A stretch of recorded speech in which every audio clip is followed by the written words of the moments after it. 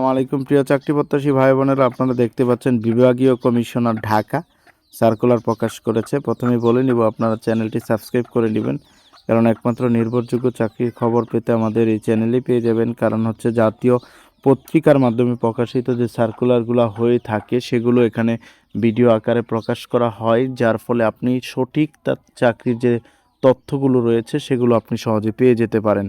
দেখতে পাচ্ছেন যে বিভাগীয় কমিশনার ঢাকা, পদ সংখ্যা হচ্ছে 6 জন। এক হচ্ছে অফিস সহকারী কাম কম্পিউটার মুদ্রা অক্ষরিক, বেতন হচ্ছে 9,300 থেকে 22,490 টাকা পর্যন্ত 2 জন।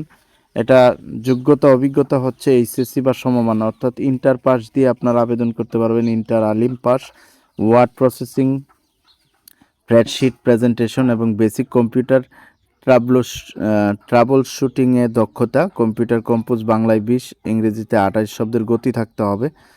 2 হচ্ছে অফিস সহায়ক 3 জন, স্বীকৃত বোর্ড হতে মাধ্যমিক স্কুল সার্টিফিকেট বা সমমানের পরীক্ষায় উত্তীর্ণ।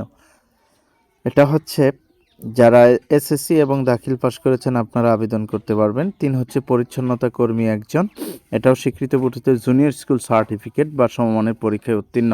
অর্থাৎ হচ্ছে যারা 8ম শ্রেণী পাস করেছেন আপনারা এখানে আবেদন করতে পারবেন। এই ছিল বিভাগীয় কমিশনার ঢাকা, পদ সংখ্যা 6 জন। যারা আবেদন করতে চান অতি তাড়াতাড়ি সার্কুলার দেখে আবেদন করে ফেলুন।